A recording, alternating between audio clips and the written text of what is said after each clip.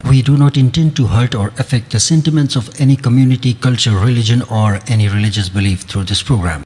The only motive of this program is to highlight the facts on the basis of evidences collected from different sources. If this program affects or hurts the sentiments of any community, culture, religion, or any religious belief, it will be purely coincidental. इस कार्यक्रम के द्वारा हमारा उद्देश्य किसी जाति, संस्कृति, धर्म या धार्मिक मान्यता को ठेस पहुंचाना नहीं है। इस कार्यक्रम का उद्देश्य सिर्फ साक्ष्य और प्रमाणों के आधार पर सत्य को उजागर करना है, जो कि अलग अलग माध्यमों से जुटाए गए हैं। यदि इस कार्यक्रम के द्वारा किसी जाति, संस्कृति, धर्म या धार्मिक मान्यता को ठेस पहुंचती है तो ये सिर्फ एक इत्तेफाक होगा।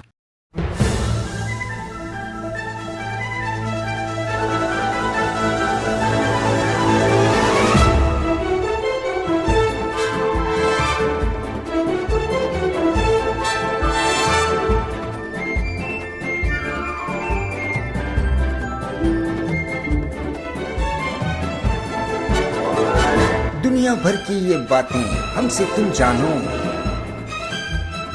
जो तुम ना जान पाए उसको पहचानो, फिर भी यकीन ना आए तो वह दीवानो, मर्जी तुम्हारी है अब मानो ना मानो, मानो या ना मानो, मानो या ना मानो, मानो या ना मानो।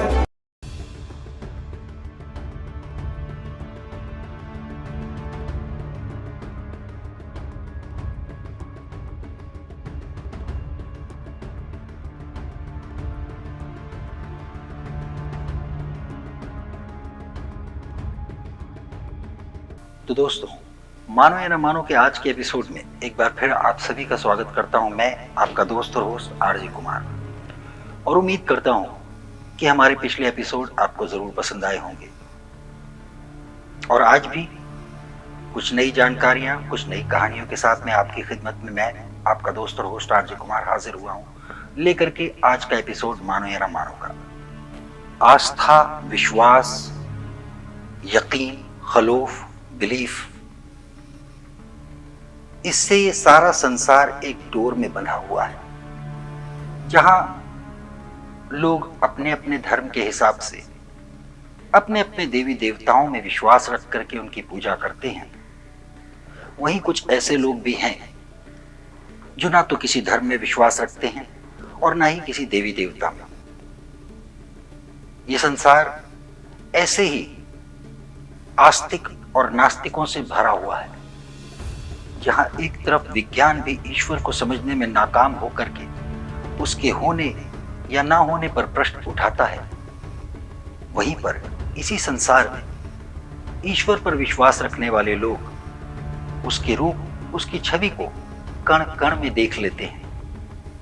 वो कहावत तो आपने सुनी ही होगी कि ना मानो तो पत्थर और मानो तो भगवान, क्योंकि विश्वास वो चीज है जो पत्थर में भी भगवान की छवि देख लेता है। ईश्वर नाम की अनदेखी शक्ति को एक इंसान जब पूरे विश्वास से देखना चाहता है तो उसे वो छवि किसी भी चीज में दिख सकती है। अब चाहे वो पत्थर की बनी हुई मूर्त हो या फिर कोई मोटर बाइक। तो चलिए देखते हैं आज की हमारी पहली स्टोरी, जिसका संबंध है भारत के एक प्रांत राजस्थान से, जहां पर आस्था और विश्वास की सारी सीमाओं को लांघकर लोग किसी भगवान की मूर्त की नहीं बल्कि एक मोटर बाइक की पूजा करते हैं।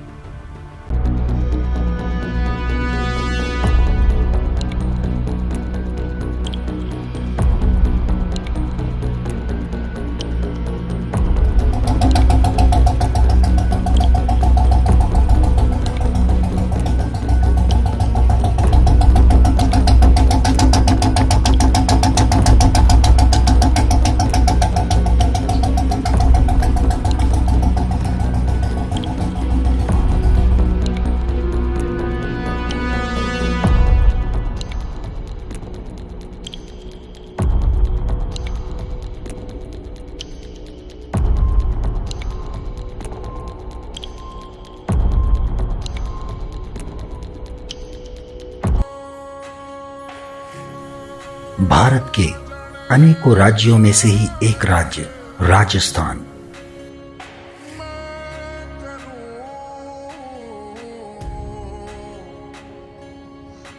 जो एक तरफ अपने चारों ओर विशाल रेगिस्तान की सुनहरी चादर ओढ़े अपनी खूबसूरती के लिए प्रसिद्ध है, तो वहीं दूसरी तरफ इसे इस पर राज करने वाले दिलेर और शूरवीर राजपूत राजाओं की महागाथा और उनकी राजसी ठाट बाट के लिए भी जाना जाता है।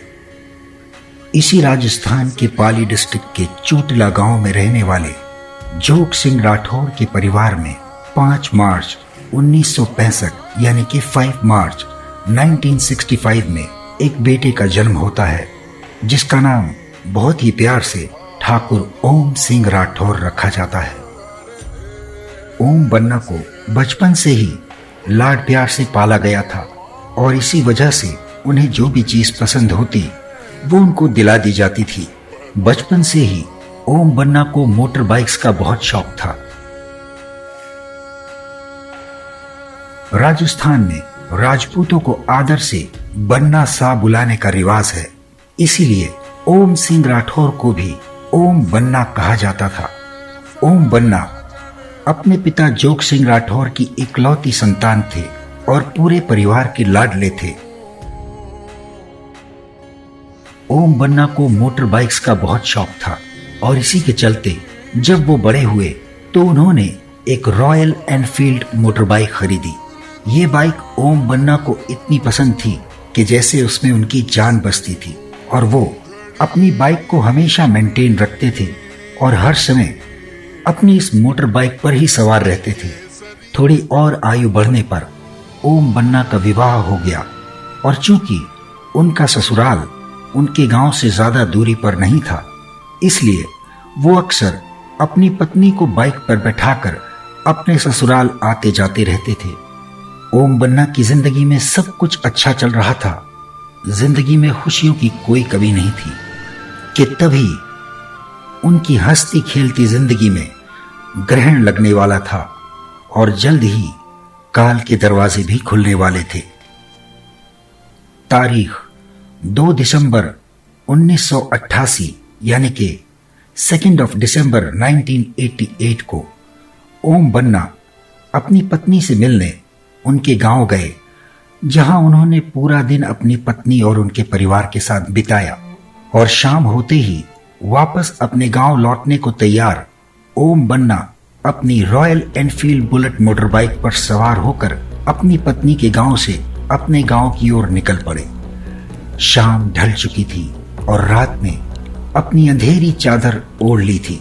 रास्ता सुनसान और खाली था और इसी खाली सड़क को देखते ही ओम बन्ना अपनी मोटर बाइक को तेजी से दौड़ाने लगे और थोड़ी ही देर में उनकी बाइक हवा से बातें करने लगी।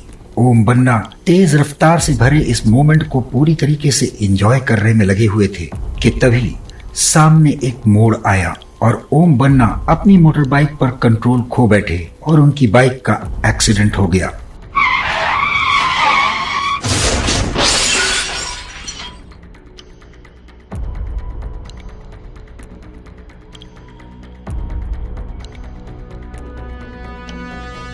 अगले ही पल एक तरफ उनकी मोटर बाइक पड़ी थी और दूसरी तरफ ओम बन्ना का मृत शरीर, क्योंकि उस एक्सीडेंट में तुरंत ओम बन्ना की मृत्यु हो गई।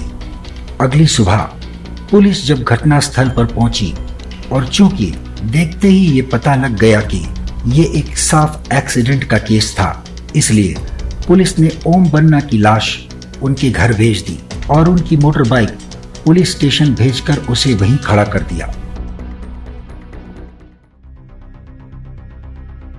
दूसरे दिन जब पुलिस वालों की नजर बाइक पर पड़ी तो उन्होंने देखा कि वो बाइक पुलिस स्टेशन से गायब हो चुकी थी। पुलिस वालों ने इसे किसी चोर की कारस्तानी मानकर बाइक को खोजना शुरू किया।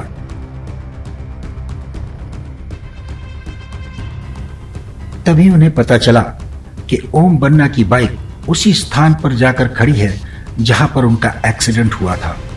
पुलिस ओम बन्ना की बाइक को वापस पुलिस स्टेशन लाकर खड़ा कर देती है, पर अगले ही दिन फिर से ओम बन्ना की बाइक रहस्यमय तरीके से गायब होकर फिर से एक्सीडेंट वाले स्थान पर जाकर के खड़ी मिलती है। बाइक के रोज पुलिस स्टेशन से गायब होकर एक्सीडेंट के स्पॉट पर पहुंचने का यह सिलसिला ऐसे ही कुछ दिनों तक चलता रहा और फिर पुलिस ने उस बाइक का सारा पेट्रोल निकाल दिया और उसे चेन से बांधकर पुलिस स्टेशन में खड़ा कर दिया, ताकि अगर कोई इसे चुराने की शरारत कर रहा है तो पेट्रोल ना होने की वजह से और चेन से बंधा होने की वजह से कोई इसे नहीं ले जा पाएगा। पर जहां इंसान के दिमाग की पहुंच खत्म होती है, वहां से कुदरत के करिश्मे शुरू होते हैं। और इतना सब कुछ करने के बाद भी ओम बन्ना की बाइक बिना पेट्रोल के अपनी चेन तुड़ाकर फिर से वापस एक्सीडेंट के स्पॉट पर जा पहुंची थी। बार बार बाइक का पुलिस स्टेशन से गायब होकर के एक्सीडेंट के स्पॉट पर पहुंच जाना सभी के लिए एक आश्चर्य की बात थी। इस बात की खबर ओम बन्ना के पिता और उनके परिवार वालों को दी गई, जिसके बाद ओम बन्ना के परिवार ने उस बाइक को एक्सीडेंट वाले स्थान पर ही खड़ा करवाकर ओम बन्ना की याद में एक स्मारक बनवा दिया।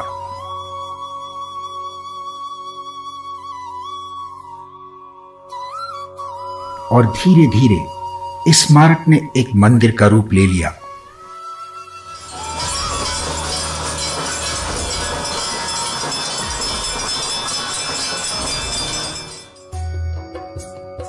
एक ऐसा मंदिर जहां पर किसी देवी देवता की नहीं बल्कि एक मोटर बाइक की पूजा होने लगी। उस रास्ते से गुजरने वाले सभी लोग उस बाइक पर फूल मालाएं चढ़ाकर पूजा करने लगे और अपनी अपनी मन्नतें भी मांगने लगे।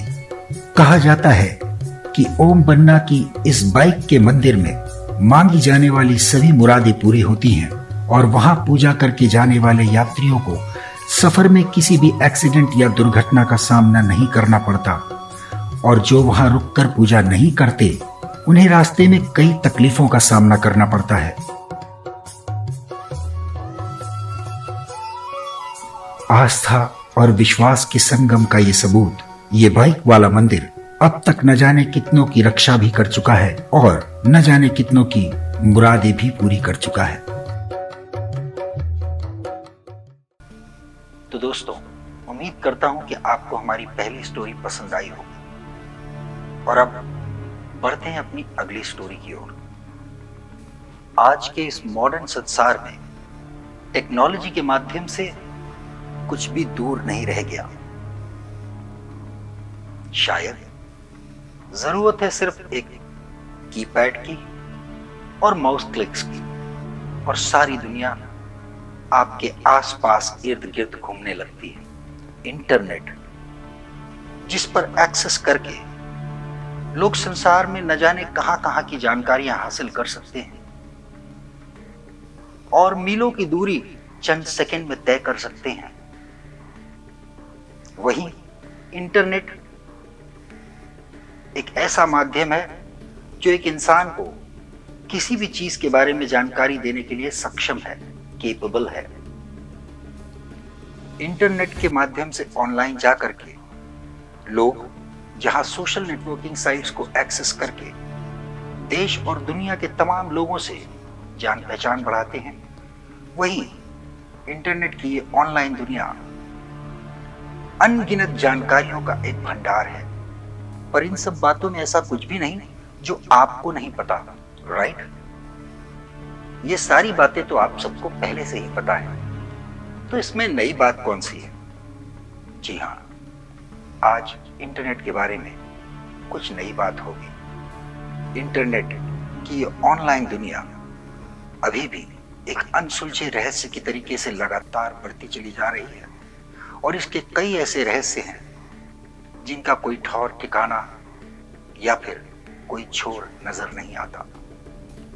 जहां इंटरनेट की ये ऑनलाइन दुनिया बहुत से लोगों को जीने की नई राह दिखाती है और जीना सिखाती है, वहीं पर कभी कभी यही ऑनलाइन दुनिया इतनी खतरनाक हो सकती है जिसकी कल्पना करना किसी इंसान के लिए नामुमकिन, इम्पॉसिबल है। इतनी खतरनाक कि जानलेवा भी साबित हो सकती है। मानो या ना मानो कि आज के एपिसोड में हमारी दूसरी स्टोरी का संबंध भी इंटरनेट की उसी रहस्यमयी दुनिया से है। यदि आपको भी ऑनलाइन जाकर के तरह तरह की जानकारियों को सर्च करने की आदत है तो सावधान, बी केयरफुल। ये इतना घातक भी हो सकता है कि जान का खतरा भी पैदा हो सकता है। यकीन नहीं होता तो चलिए देखते हैं अपनी दूसरी स्टोरी।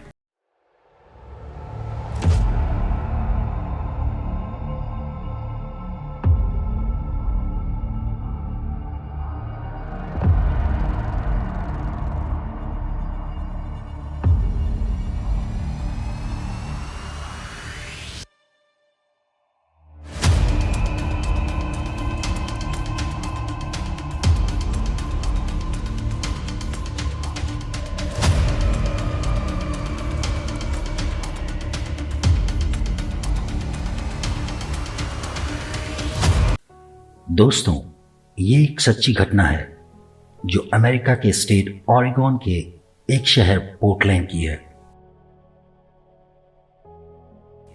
पोर्टलैंड एक घनी आबादी वाला शहर है जहां काफी बर्फ पड़ती है, इसलिए आइस स्केटिंग यहां का एक पॉपुलर स्पोर्ट माना जाता है। इसी पोर्टलैंड शहर में 5 मई 1991 को अनोरा पेत्रोवा नाम की लड़की का जन्म होता है। बचपन से ही अनोरा को आइस स्केटिंग का शौक था और उसके पिता ने उसे आइस स्केटिंग सीखने के लिए वहां के कई ट्रेनर्स के पास ट्रेनिंग दिलवाना शुरू कर दिया। धीरे धीरे अनोरा ने आइस स्केटिंग में अपना नाम कमाना शुरू कर दिया। अनोरा स्कूल और कॉलेज लेवल पर होने वाले सभी आइस स्केटिंग कॉम्पिटिशन्स में पार्टिसिपेट करके एक उभरती हुई स्पोर्ट्स गर्ल के नाम से जानी जाने लगी। बहुत से कॉम्पिटिशन्स में जीतने के बाद पूरे पोर्टलैंड में अनोरा का नाम पॉपुलर होने लगा और वो छोटी सी ही उम्र में एक स्पोर्ट्स सेलिब्रिटी की लाइफ जीने लगी। अनोरा अब स्टेट लेवल से नेशनल लेवल और नेशनल लेवल से इंटरनेशनल लेवल पर आइस स्केटिंग कॉम्पिटिशन्स में पार्टिसिपेट करने की तैयारी करने लगी। आइस स्केटिंग के साथ साथ अनोरा अपनी पढ़ाई भी पूरी कर रही थी।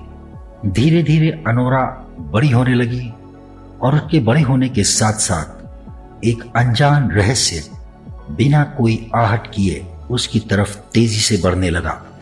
अनोरा अब 13 साल की हो चुकी थी और इस 13 साल की कम उम्र में ही वो बहुत नाम कमा चुकी थी और आने वाले कुछ दिनों में एक crystal Classic ice skating championship में पार्टिसिपेट करने की तैयारी कर रही थी। और इसी चैंपियनशिप के होने से एक दिन पहले अनोरा ने अपनी पॉपुलैरिटी इंटरनेट पर ऑनलाइन जानने की कोशिश करी। इंटरनेट पर जाकर जब अनोरा ने अपनी पॉपुलैरिटी को देखा तो वो बहुत खुश हुई। सर्च इंजन पर अपना नाम टाइप करने के बाद उसे अपने बारे में बहुत सी जानकारियां मिली, जिनमें उसके कंपटीशन में पार्ट करने से उसके जीतने की सारी इंफॉर्मेशन लिखी हुई थी। और ये सब ऑनलाइन देखते हुए ही अचानक अनोरा की नजर एक विकिपीडिया पेज पर पड़ी जो अनोरा पेत्रोवा के नाम से बना हुआ था, जिसे देखकर अनोरा बहुत खुश हुई और अपने नाम के विकिपीडिया पेज पर जाकर उसने अपने बारे में पढ़ना शुरू किया। अनोरा के विकिपीडिया पेज पर अब तक उसकी जिंदगी की सारी इंफॉर्मेशन दी हुई थी और सारी इंफॉर्मेशन सच भी थी। अपने बारे में विकिपीडिया पर दी हुई सारी इंफॉर्मेशन पढ़ते पढ़ते अचानक अनोरा की नजर एक ऐसी इंफॉर्मेशन पर पड़ी जो ना तो सच थी और ना अभी तक हुई थी, क्योंकि उसमें लिखा हुआ था Anora Petrova crystal Classic ice skating championship की विनर है। अनोरा ये देखकर चौंक जाती है क्योंकि क्रिस्टल क्लासिक चैंपियनशिप अगले दिन होने वाली थी और एक दिन पहले ही विकिपीडिया पेज पर उसके क्रिस्टल क्लासिक चैंपियन होने की जानकारी दी हुई थी। अनोरा ने अपने पिता से ये सोच करके उस विकिपीडिया पेज के बारे में पूछा कि कहीं वो पेज उसके पिता ने उसे सपोर्ट करने के लिए तो नहीं बनाया, पर अनोरा के पिता ने उस विकिपीडिया पेज के बारे में कोई भी जानकारी होने से मना कर दिया। और दूसरे दिन पहली बार Anora Crystal Classic skating championship में पार्टिसिपेट करती है और Crystal Classic ice skating champion भी बन जाती है। अब अनोरा अक्सर उस विकिपीडिया पेज पर जा जाकर अपने बारे में देखना शुरू कर देती है, जिसमें बड़े ही रहस्यमय तरीके से उसके जीवन की आने वाली घटनाओं के बारे में पहले से ही लिखा होता था और ऐसा ही होता भी था। जो भी जानकारी एनोरा के बारे में पहले से लिखी होती थी वो आगे चलकर सच हो जाती थी। पर एक दिन एनोरा ने ऐसी गलती कर दी जो आगे चलकर उसकी पूरी लाइफ को बर्बाद करने का कारण बनने वाली थी। एनोरा ओलंपिक गेम्स में पार्टिसिपेट करना चाहती थी और वो ये जानना चाहती थी कि क्या वो ओलंपिक में विनर होगी या नहीं। ऐसा सोच करके एनोरा अपने विकिपीडिया पेज पर जाकर अपने बारे में लिखी हुई जानकारी को फिर से चेक करती है और उसमें ओलंपिक्स के बारे में कुछ भी नहीं लिखा होता है। अगली गलती एनोरा जो करती है वो ये कि एनोरा उस विकिपीडिया पेज पर अपने बारे में लिखी हुई जानकारियों को खुद एडिट करने की कोशिश करना शुरू कर देती है, लेकिन वो ऐसा कर नहीं पाती। उसके दूसरे ही दिन जब एनोरा फिर से अपने विकिपीडिया पेज पर जाती है तो उसकी पिछली जानकारियों के साथ साथ कुछ नई जानकारियां भी लिखी होती हैं और कई जानकारियां बड़े ही रहस्यमय तरीके से गायब भी हो चुकी होती हैं। और 2 जानकारी ऐसी दी होती है एनोरा के बारे में जो उसके पैरों तले जमीन खिसका देती है। उस पेज की आखिरी 4 लाइनों में लिखा होता है, Anura Petrova is a selfish little bitch who is going to get what she deserves। अगली जानकारी और भी दिमाग को हिला देने वाली थी क्योंकि उसमें लिखा था कि Anura is an orphan girl whose parents died in a car accident। यानी कि एनोरा एक अनाथ लड़की है जिसके माता पिता का देहांत एक कार एक्सीडेंट में हो गया। ये देखकर एनोरा बहुत डर जाती है और दूसरे ही दिन वैसा ही होता भी है। एनोरा के माता पिता की मौत एक कार एक्सीडेंट में हो जाती है। अब एनोरा पूरी तरह से डर चुकी थी और धीरे धीरे डिप्रेशन में जाने लगती है। एनोरा काफी समय के लिए पोर्टलैंड छोड़ करके स्विट्जरलैंड चली जाती है और काफी समय बाद वो पोर्टलैंड वापस आती है। अपने आप को फिर से संभालने के बाद एनोरा धीरे धीरे अपने आप को संभाल करके फिर से कॉम्पिटिशन्स में पार्टिसिपेट करना शुरू करती है और अपने कॉन्फिडेंस को रीगेन करना शुरू करती है और बहुत से कॉम्पिटिशन्स दोबारा जीतती है। पर फिर से एनोरा वही गलती कर बैठती है जो उसने एक बार पहले करी थी। एनोरा डिसाइड करती है कि वो आखिरी बार एक बार फिर से उस विकिपीडिया पेज पर जा कर के अपने बारे में सर्च करेगी और इस बार जब वो विकिपीडिया पेज खोलती है तो उसकी सारी जानकारियों के साथ साथ आखिरी में ये लिखा होता है कि एनोरा एक जूनियर आइस स्केटिंग चैंपियन थी जिसकी मौत उसके लालच, उसकी सेल्फिशनेस और अकेलेपन की वजह से हुई। इस विकिपीडिया पेज को आखिरी बार विजिट करने के कुछ दिन बाद एनोरा अपने घर में मृत पाई गई। एनोरा अब मर चुकी थी। पुलिस ने उसकी मौत को इन्वेस्टिगेट करते हुए जब उसके कंप्यूटर्स को चेक करा तब उन्होंने पाया कि उसने अपने लैपटॉप पर अपने एक फ्रेंड को ये विकिपीडिया वाला पूरा किस्सा लिख करके टाइप करा हुआ था, लेकिन वो लेटर, वो मेल उसने कभी भेजा नहीं था। अब पुलिस ऑनलाइन जा करके एनोरा पेट्रोवा के विकिपीडिया पेज को खोलने की कोशिश करती है पर उन्हें वो पेज कहीं नहीं दिखाई देता। वो विकिपीडिया पेज जो एनोरा पेट्रोवा के नाम से बना हुआ था बहुत ही रहस्यमय तरीके से इंटरनेट की ऑनलाइन दुनिया से गायब हो चुका था और एनोरा पेट्रोवा की मौत आज भी अमेरिका के ओरेगन स्टेट के पोर्टलैंड पुलिस के लिए एक रहस्य बनी हुई है। तो दोस्तों, मानो या ना मानो कि आज के एपिसोड में जो हम जानकारियां आपके लिए लेकर के आए हैं, उम्मीद करता हूं कि वो आपको पसंद आई होंगी। इसी आशा, उम्मीद और वादे के साथ में कि अगले एपिसोड में एक बार फिर मैं आपका दोस्त और होस्ट आरजे कुमार कुछ नई जानकारियों के साथ आपकी खिदमत में हाजिर होऊंगा। तब तक के लिए please do take care of yourself and bye bye.